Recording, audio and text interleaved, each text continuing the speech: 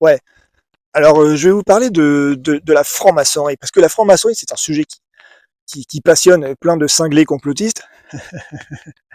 Alors, je vais essayer de vous expliquer un petit peu ce que c'est. Alors, je ne suis pas franc-maçon. J'en connais, bon, j'en connais qui ont voulu m'initier. Alors, ça m'intéresse pas trop. Parce que la franc-maçonnerie, ça sert plus à rien, quoi. C'est un truc de boomer, là. Ça sert plus à rien. Bon, je vais vous expliquer pourquoi ça sert plus à rien, la franc-maçonnerie. C'est pas bien compliqué.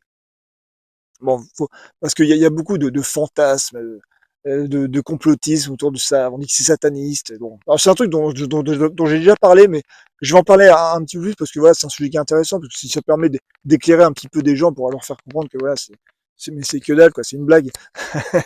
Bon, alors pour comprendre la franc-maçonnerie, il faut comprendre un petit peu l'histoire des religions en fait. Alors ce n'est pas une religion la franc-maçonnerie, d'accord? C'est une société, mais qui s'est créée par rapport à la religion. Mais c'était pas une religion. Bon. Alors on va remonter super loin, on va remonter à l'Antiquité, d'accord? Alors à l'époque de l'Antiquité, la franc-maçonnerie n'existait pas. Bon, mais voilà, durant l'Antiquité, il y avait des religions, il y avait des polythéismes, vous voyez, des religions avec plein de dieux différents. Et c'était des dieux, si vous voulez, qui reflétaient tous les sentiments de l'être humain.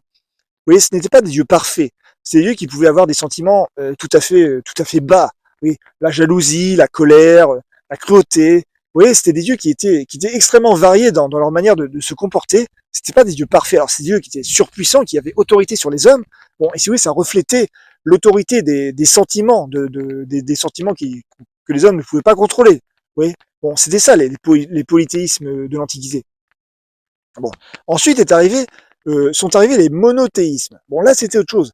Là, les monothéismes, c'est un Dieu qui est parfait et qui est beaucoup moins sentimental.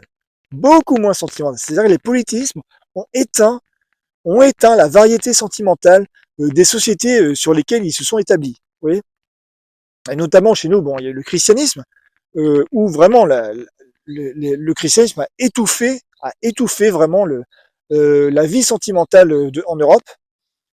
Clairement, alors, ça signifie quoi d'étouffer la vie sentimentale? Ça signifie tout simplement établir une autorité patriarcale. Hein. Parce que les sentiments, c'est qui? Les sentiments, c'est qui? Les sentiments, c'est les femmes.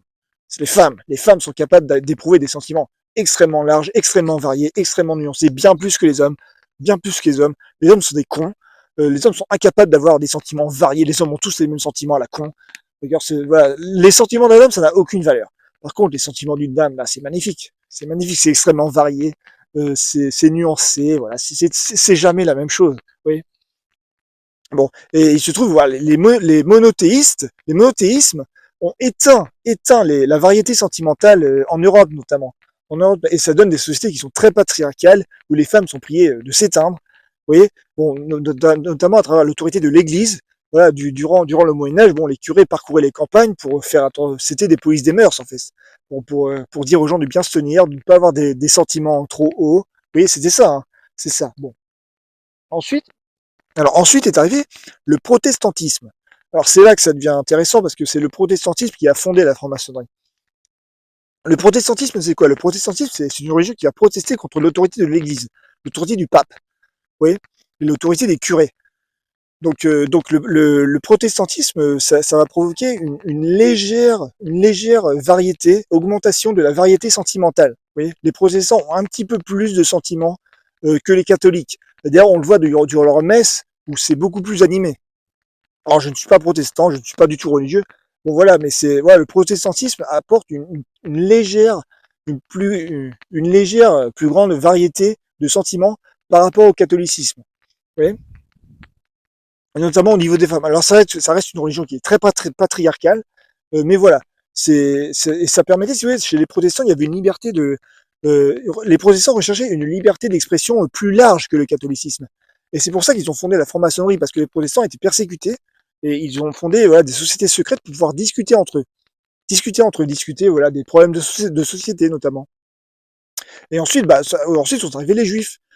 Beaucoup de gens pensent que le franc-maçonnerie, c'est une création des juifs. Mais non, c'est une création des protestants. Et ensuite, effectivement, les juifs ont été intégrés à la franc-maçonnerie parce que dans le judaïsme, il y a aussi une culture de la discussion.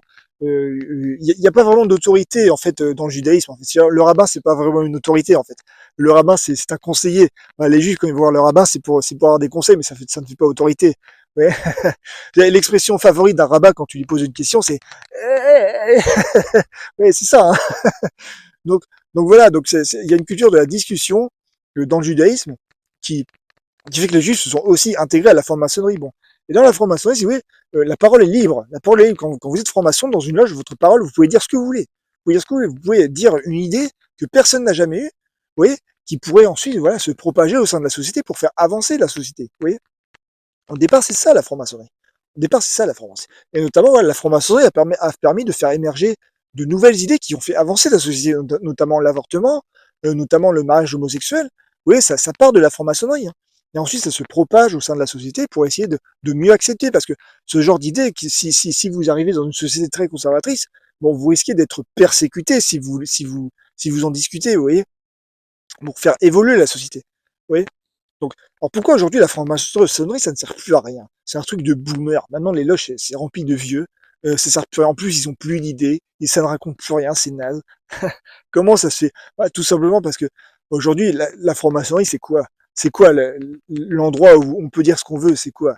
Mais c'est ça. C'est ça. C'est là où je suis. Hein. C'est Internet. C'est ça, Internet. La libre circulation des idées, aujourd'hui, elle est totale. Elle est établie à travers la société du spectacle intégré qu'avait prédit Guy Debord.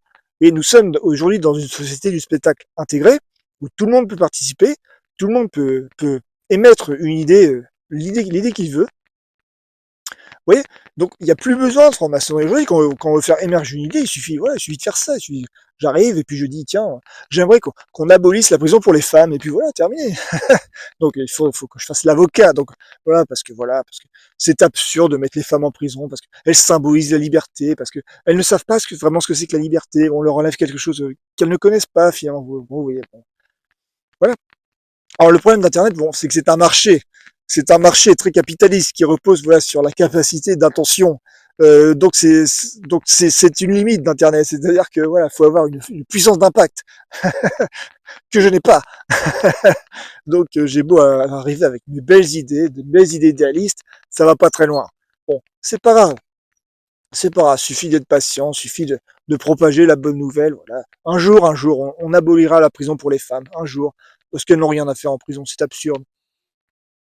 Un jour, on trouvera autre chose. Voilà. On trouvera le bon argument, la bonne décision. On fera avancer la société. On le fera un jour. Puis on fera autre chose, on verra. Donc voilà. Donc ça sert plus à rien la franc-maçonnerie.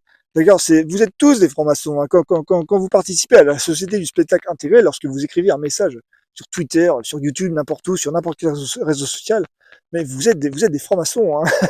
Vous êtes dans une loge.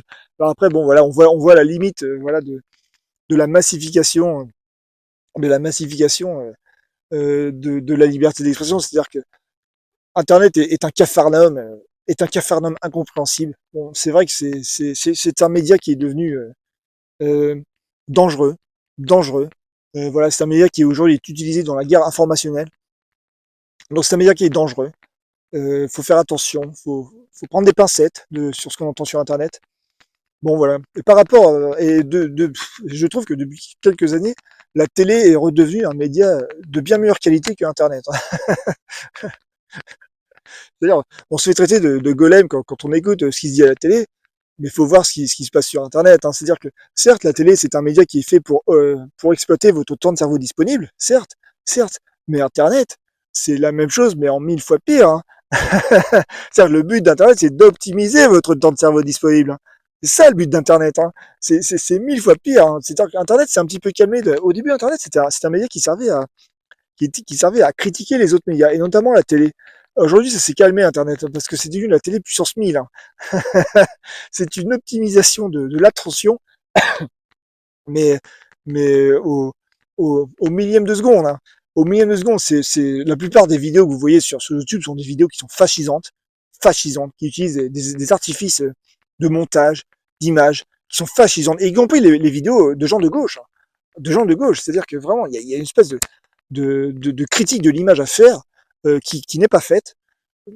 Bon, et qui fait qu'aujourd'hui, voilà, Internet, c'est un média, c'est un Far West, c'est un média qui n'est pas critiqué, alors que ça fait 20 ans que Internet c'est devenu le média dominant, clairement.